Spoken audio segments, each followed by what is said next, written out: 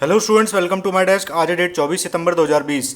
आज इस वीडियो में डिस्कस करेंगे कि आपकी सभी एग्जाम्स में करंट अफेयर्स से रिलेटेड आज की डेट से कौन कौन से क्वेश्चंस बन सकते हैं। तो पेन पेपर ऑन कर लीजिए और सभी इंपॉर्टेंट फैक्ट्स को नोट डाउन करते चलिए और वीडियो को अंत तक देखिए ताकि आपको कोई भी इंपॉर्टेंट फैक्ट मिस ना हो। आपकी पहली अपडेट है आज की। भारत सरकार के युवा मामले एवं खेल मंत्रालय ने युवा यानी कि युवा कौशल पहल किस एक अंतर्राष्ट्रीय संस्थान के साथ मिलकर शुरू करने हेतु एक स्टेटमेंट ऑफ इंटेंट पर हस्ताक्षर किए हैं। आपके ऑप्शंस हैं यूनेस्को, यूनिसेफ, डब्ल्यूएचओ या डब्ल्यूटीओ। आपका राइट ऑप्शन है इसमें यूनिसेफ। देखिए 20 जुलाई 2020 को भारत सरकार के युवा मामले एवं खेल मंत्रालय और संयुक्त राष्ट्र बाल कोष यानी कि यूनाइटेड नेशंस चिल्ड्रन फंड ने भारत में वैश्विक मल्टी स्टेक होल्डर प्लेटफॉर्म युवा यानी कि जनरेशन अनलिमिटेड की स्थापना करने के लिए एक स्टेटमेंट ऑफ इंटेंट पर हस्ताक्षर किए थे। बात कर लेते हैं इस परियोजना के उद्देश्य की। तो युवा उद्यमियों के बीच में उद्यमशीलता को बढ़ावा देने के लिए सफल उद्यमियों एवं विशेषज्ञों के माध्यम से उद्यमिता कक्षाएं यानी कि ऑनलाइन एवं ऑफलाइन आयोजित करके युवाओं को प्रोत्साहित करना। 21वीं सदी के कौशल, जीवन कौशल, डिजिटल कौशल पर ऑनलाइन एवं ऑफलाइन चैनलों के माध्यम से युवा लोगों को अपग्रेड करना और उनके उत्पादन जीवन और भविष्य में कार्य करने के लिए स्वशिक्षण के माध्यम से उनका समर्थन करना। स्वरोजगार को बढ़ावा देने के साथ रोजगार के अवसरों को युवाओं से जोड़ने के लिए आकांक्षी आर्थिक अवसरों के साथ में संबंध विकसित करना। इसके लिए अभिनव समाधान एवं प्रौद्योगिकी प्लेटफॉर्मों के अधिकतम उपयोग को बढ़ावा देना। युवाओं को कैरियर पोर्टल के साथ साथ नौकरी पोर्टल के साथ में आत्म अन्वेषण सत्रों के माध्यम से कैरियर मार्गदर्शन हेतु सहायता प्रदान भी करना इसका उद्देश्य है। ठीक है, इन उद्देश्यों को आप याद रखेंगे और इस परियोजना को भी आप याद रखेंगे। बात कर लेते हैं यूनिसेफ की। तो इसकी स्थापना हुई थी 1946 में। हेडक्वार्टर है न्यूयॉर्क, यूएस में। इतना भी आपको इस क्वेश्चन में से याद रखना है। नेक्स्ट अपडेट है आज की आपकी। जम्मू कश्मीर आधिकारिक भाषा विधेयक 2020 में जम्मू कश्मीर हेतु कितनी आधिकारिक भाषाओं का प्रावधान किया गया है? 3 भाषाओं का, 5 भाषाओं का, 6 भाषाओं का या 8 भाषाओं का? आपका राइट ऑप्शन है इसमें 5 भाषाओं का। देखिए लोकसभा ने 22 सितंबर 2020 को जम्मू कश्मीर आधिकारिक भाषा विधेयक 2020 को मंजूरी दी है। इसमें 5 भाषाओं हिंदी, अंग्रेजी, उर्दू, कश्मीरी और डोगरी को केंद्र शासित प्रदेश की आधिकारिक भाषा का दर्जा देने का प्रावधान किया गया है। गृह राज्य मंत्री जी किशन रेड्डी ने कहा है कि जम्मू कश्मीर के लोग कश्मीरी, डोगरी और हिंदी को बड़ी संख्या में बोलते और समझते हैं। उन्होंने कहा है कि साल 2011 की जनगणना के अनुसार देश में जितने लोग कश्मीरी बोलने वाले हैं उनमें से 53.26% जम्मू कश्मीर में हैं। लोकसभा ने ध्वनिमत से जम्मू कश्मीर आधिकारिक भाषा विधेयक 2020 को मंजूरी प्रदान की है। गृह राज्य मंत्री ने कहा है कि 70 साल से उर्दू जम्मू कश्मीर की आधिकारिक भाषा रही है, लेकिन जम्मू कश्मीर में उर्दू बोलने वाले 0.16% ही लोग हैं। गृह राज्य मंत्री किशन रेड्डी ने इसके साथ ही यह भी कहा कि उर्दू और अंग्रेजी दोनों ही आधिकारिक भाषा के तौर पर जारी रखी जाएगी। डोगरी वहाँ पर दूसरी सबसे अधिक बोली जाने वाली भाषा है। इस विधेयक में उपराज्यपाल को गोजरी, पहाड़ी एवं पंजाबी भाषा के विकास एवं उसे सशक्त बनाने के लिए आवश्यक कदम उठाने का अधिकार भी दिया गया है। इतना आपको इस क्वेश्चन में से याद रखना है। बात कर लेते हैं जम्मू कश्मीर की। तो राजधानी है श्रीनगर और जम्मू, राज्यपाल हैं मनोज सिन्हा, माफ़ कीजिएगा उपराज्यपाल हैं मनोज सिन्हा। ठीक है, नेक्स्ट अपडेट है आज की आपकी। शुचि योजना का प्रारंभ किस राज्य सरकार द्वारा किया जा रहा है? कर्नाटक, तेलंगाना, तमिलनाडु या आंध्र प्रदेश? आपका राइट ऑप्शन है इसमें कर्नाटक के द्वारा। देखिए कोविड-19 के मद्देनजर कर्नाटक सरकार द्वारा शुचि योजना, जो एक प्रकार की मासिक धर्म स्वच्छता योजना, मेंस्ट्रुएशनल हाइजीन प्रोजेक्ट है, के लिए कोई धनराशि आवंटित नहीं किए जाने के कारण इस योजना का क्रियान्वयन नहीं हो सका है। इस वर्ष कोविड-19 के मद्देनजर कर्नाटक सरकार के द्वारा शुचि योजना के तहत वितरित किए जाने वाले सैनिटरी नैपकिन का वितरण रुक गया था। उल्लेखनीय 5 वर्ष 2020 को कर्नाटक सरकार के द्वारा लाए गए राज्य के बजट में शुचि योजना के लिए कोई धनराशि आवंटित नहीं की गई थी, जिसके कारण अब कर्नाटक के स्कूल एवं कॉलेज की 17 लाख से अधिक लड़कियों को परेशानियों का सामना करना पड़ रहा है।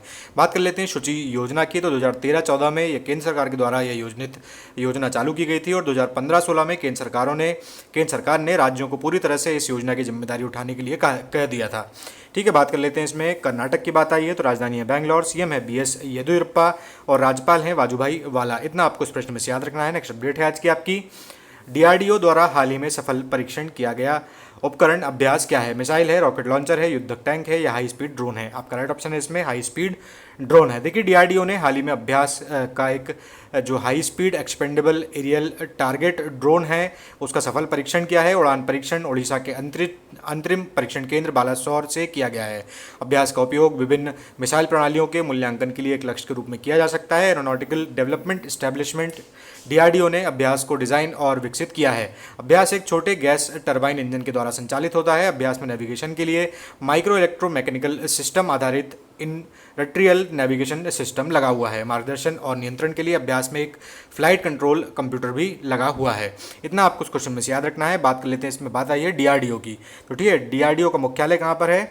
दिल्ली में। स्थापना हुई थी 1958 में और इसका मोटो क्या है? बलस्य मूलम विज्ञानम। इसको भी आप अपने नोट्स में नोट डाउन करेंगे और याद रखेंगे। नेक्स्ट अपडेट है आज की आपकी, करतारपुर साहिब गुरुद्वारा किस नदी के किनारे बना हुआ है? चिनाब नदी, सतलज नदी, रावी नदी या व्यास नदी? आपका राइट ऑप्शन है इसमें रावी नदी के किनारे। देखिए, करतारपुर साहिब गुरुद्वारा या गुरुद्वारा साहब दरबार साहिब पाकिस्तान में रावी नदी के किनारे बना हुआ है। पाकिस्तान के नौरवाल जिले में स्थित यह गुरुद्वारा भारत की सीमा से केवल 4 किलोमीटर दूरी पर है। चर्चा में क्यों आया है? क्योंकि पिछले वर्ष करतारपुर कॉरिडोर खुलने के बाद में पहली बार 23 सितंबर 2020 को सिख धर्म के संस्थापक गुरु नानक देव के ज्योति ज्योत यानी कि पुण्यतिथि की जो प्रार्थना होती है उसको पाकिस्तान में उनके अंतिम विश्राम स्थल माने जाने वाले गुरुद्वारा दरबार साहिब में आयोजित किया गया था। गुरु नानक देव की ज्योति ज्योत का करतारपुर में बहुत महत्व है, जो कि सिख धर्म के संस्थापक के अंतिम विश्राम स्थल के रूप में जाना जाता है। माना जाता है कि गुरु नानक देव की मृत्यु 22 सितंबर 1539 को करतारपुर में ही हुई थी। बात कर लेते हैं रावी नदी के किनारे। तो रावी नदी उत्तर भारत में बहने वाली एक नदी है। इसका ऋग्वैदिक नाम परुष्णी है और साथ ही इसे लाहौर नदी भी कहा जाता है। यह अमृतसर और गुरदासपुर की सीमा बनाती है और सिंधु के सहायक पंचनद में सबसे छोटी नदी भी है। इतना आपको इस क्वेश्चन में से याद रखना है। नेक्स्ट अपडेट है आज की आपकी, भारत ने हाल ही में किस देश के साथ में प्रत्यक्ष कार्गो फेरी सेवा प्रारंभ की है? मालदीव, नेपाल, भूटान या श्रीलंका? आपका राइट ऑप्शन है इसमें मालदीव के साथ में। देखिए, भारत ने हाल ही में मालदीव के साथ में एक प्रत्यक्ष कार्गो फेरी सेवा शुरू की है, जिसे क्षेत्रीय कनेक्टिविटी में एक नए मील के पत्थर के रूप में माना जा रहा है। इस कार्गो फेरी सेवा की घोषणा नरेंद्र मोदी के द्वारा 2019 में मालदीव यात्रा के दौरान की गई थी। कार्गो सेवा जो है 1 माह में 2 बार संचालित की जाएगी और इसका संचालन भारतीय नौवहन निगम द्वारा किया जाएगा। इसे भी आप याद रखेंगे। गौरतलब है कि भारत वर्तमान में मालदीव का चौथा सबसे बड़ा व्यापार भागीदार है और इस कार्गो सेवा की शुरुआत के साथ साथ दोनों देशों के बीच द्विपक्षीय व्यापार को बढ़ावा बनाने में मौका भी मिलेगा। प्रत्यक्ष कार्गो फेरी सेवा से परिवहन की लागत में कमी आएगी। भारत और मालदीव के बीच में माल के परिवहन के लिए समयबद्ध, लघु एवं लागत प्रभावी साधन उपलब्ध कराएगी। कार्गो फेरी में कोल्ड स्टोरेज की सुविधा होगी, जिससे कि मछलियों समेत अन्य समुद्री खाद्य पदार्थों का मालदीव से अधिक निर्यात किया जा सकेगा। मालदीव 100% आयात निर्भर देश है, इसलिए प्रत्यक्ष कार्गो फेरी सेवा की शुरुआत से भारत और मालदीव के बीच बेहतर संपर्क स्थापित होगा और साथ ही द्विपक्षीय व्यापार को बढ़ावा भी मिलेगा। ठीक है, इतना आपको इस प्रश्न में से याद रखना है। बात कर लेते हैं मालदीव की। तो राजधानी है माले, राष्ट्रपति हैं इब्राहिम मोहम्मद सोलेह और यहाँ की मुद्रा है रुपया। ठीक है, इसको भी आप नोट डाउन करेंगे। नेक्स्ट अपडेट है आज की आपकी, भारत ने हाल ही में किस देश के साथ में हुई जल साझेदारी फोरम की बैठक में हिस्सा लिया है? अमेरिका, ब्रिटेन, जापान या रूस? आपका राइट ऑप्शन है इसमें ब्रिटेन के साथ में। देखिए, बुनियादी सुविधाओं के विकास और जल संरक्षण से संबंधित विभिन्न मुद्दों पर सहयोग करने के तरीकों पर चर्चा करने के लिए 22 सितंबर 2020 को इस वर्चुअल मोड से आयोजित भारत और ब्रिटेन की जो बैठक आयोजित की गई थी यूनाइटेड किंगडम में। भारत की उच्चायुक्त हैं गायत्री ईश्वर कुमार ने इन दोनों देशों की हुई जो वार्ता थी उसमें उद्घाटन भाषण भी दिया था। जल भागीदारी फोरम की इस बैठक के दौरान गंगा और ब्रिटिश जल के संबंध में एक समझौता ज्ञापन को भी शामिल किया गया है। भारत ब्रिटेन जल भागीदारी फोरम की बैठक में भारत में 21वीं सदी के पानी के बुनियादी ढांचे को विकसित करने के लिए इन दोनों देशों के बीच में रणनीतिक साझेदारी के दृष्टिकोण पर भी चर्चा की गई थी। भारत के जल संरक्षण कार्यक्रम और अन्य नीतियों जैसे कि जल जीवन मिशन, नमामि गंगे कार्यक्रम और स्वच्छ भारत मिशन पर भी इस वीडियो कॉन्फ्रेंसिंग में चर्चा की गई।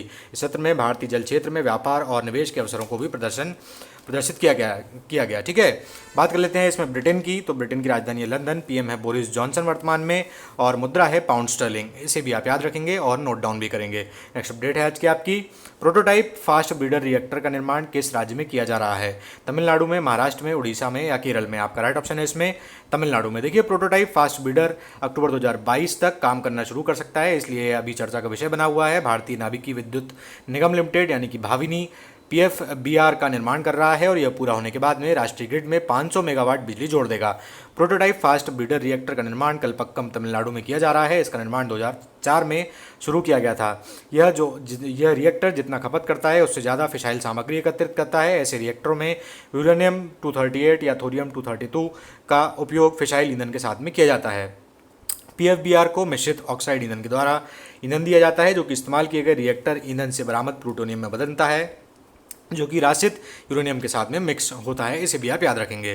ठीक है, बात कर लेते हैं भाविनी की, यानी कि भारतीय नाभिकीय विद्युत निगम लिमिटेड की। यह पूरी तरह से भारत सरकार के स्वामित्व में है, परमाणु ऊर्जा विभाग के अंतर्गत काम करता है और 2003 में इसकी स्थापना हुई थी। इसका मुख्यालय चेन्नई में है। ठीक है, बात कर लेते हैं तमिलनाडु की, तो जो राजधानी है चेन्नई है। के पलानासामी यहाँ के मुख्यमंत्री हैं और राज्यपाल हैं बनवारीलाल पुरोहित। इसे भी आपको याद रखना है और नोट डाउन भी करना है। नेक्स्ट अपडेट है आज की आपकी, किस राज्य में देश के पहले चिकित्सा उपकरण पार्क यानी कि मेडिकल डिवाइसेस पार्क की स्थापना की गई है? दिल्ली में, केरल में, महाराष्ट्र में या गुजरात में? आपका राइट ऑप्शन है इसमें केरल में। देखिए 24 सितंबर 2020 को केरल में देश के पहले चिकित्सा उपकरण पार्क का शिलान्यास किया जाना है, और जो कि उच्च जोखिम वाले चिकित्सीय उपकरणों पर आधारित होगा। इस पार्क का उद्देश्य चिकित्सीय उपकरण उद्योग को अनुसंधान एवं विकास, परीक्षण एवं मूल्यांकन जैसी सेवाओं की एक पूर्ण श्रृंखला उपलब्ध कराना है। भारत सरकार के विज्ञान एवं प्रौद्योगिकी विभाग के श्री चित्रा तिरुनल चिकित्सा विज्ञान एवं प्रौद्योगिकी संस्थान और केरल सरकार की औद्योगिक एवं निवेश संवर्धन एजेंसी केरल राज्य औद्योगिक विकास लिमिटेड की यह संयुक्त पहल के आधार पर चिकित्सीय उपकरण पार्क को केरल के तिरुवनंतपुरम जिले के थुनक्कल स्थित लाइफ साइंस पार्क में स्थापित किया जाएगा। इसे भी आप याद रखेंगे। बात कर लेते हैं केरल की, तो राजधानी है तिरुवनंतपुरम, सीएम है पी विजयन यानी कि पिनराई विजयन, और राज्यपाल हैं आरिफ मोहम्मद खान। ठीक है, नेक्स्ट अपडेट है आज की आपकी, हाल ही में टाइम मैगजीन के द्वारा जारी की गई 100 प्रभावशाली व्यक्तियों की सूची में भारतीय एवं भारतीय मूल के कौन शामिल नहीं है? बिल किस, नरेंद्र मोदी, आयुष्मान खुराना या शाहरुख खान? आपका राइट ऑप्शन है इसमें शाहरुख खान। देखिए दुनिया की सबसे प्रतिष्ठित मैगजीन में से एक है टाइम मैगजीन। उन्होंने 2020 के सबसे प्रभावशाली व्यक्तियों की सूची जारी की है। इसमें टाइम मैगजीन हर साल ये लिस्ट जारी करता है जिसमें कि अलग अलग क्षेत्र के व्यक्तियों को शामिल किया जाता है। इस सूची में फिर से एक बार देश के प्रधानमंत्री नरेंद्र मोदी का नाम शामिल किया गया है, लेकिन इस बार की सूची में दिलचस्प बात यह है कि अमेरिकी राष्ट्रपति डोनाल्ड ट्रंप से पहले चीन के राष्ट्रपति शी जिनपिंग का नाम इसमें रखा गया है।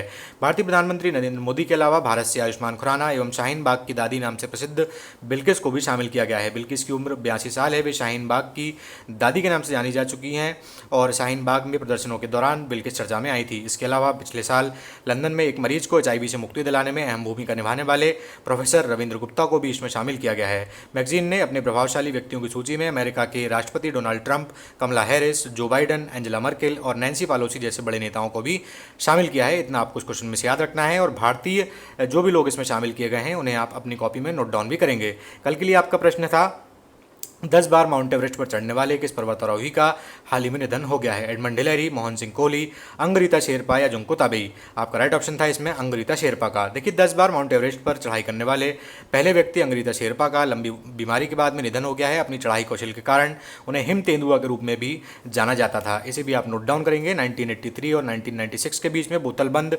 ऑक्सीजन के बिना इन्होंने सभी आरोहण यानी कि चढ़ाइयाँ की हैं। माउंट एवरेस्ट नेपाल और तिब्बत स्वायत्त सीमा क्षेत्र पर ग्रेट हिमालय के शिखर पर स्थित है और ये दुनिया का सबसे ऊंचा पर्वत भी है, जैसा कि आपको नोट डाउन करना चाहिए। ठीक है, आज के लिए आपका प्रश्न है दोस्तों, विश्व गेंडा यानी कि राइनो दिवस कब मनाया जाता है? 20 सितंबर, 21 सितंबर, 22 सितंबर या 23 सितंबर? मैं आपसे फिर से एक बार कहूँगा दोस्तों कि जब भी आप अपना उत्तर कमेंट बॉक्स में लिखने का प्रयास किया कीजिए तो जितना भी हो सके उतना उत्तर अपना डिटेल में लिखने का प्रयास किया कीजिए, क्योंकि कोई भी चीज़ जब आप एक बार डिटेल में लिख देते हैं तो दोबारा फिर आप उसे कभी भूलते नहीं हैं। आज की वीडियो में दोस्तों बस इतना ही। अगर आपको वीडियो पसंद आए तो आप उसे लाइक कर सकते हैं, शेयर कर सकते हैं, अपना आंसर कमेंट कर सकते हैं और चैनल को सब्सक्राइब करना बिल्कुल ना भूलिए। जुड़े रहने के लिए धन्यवाद।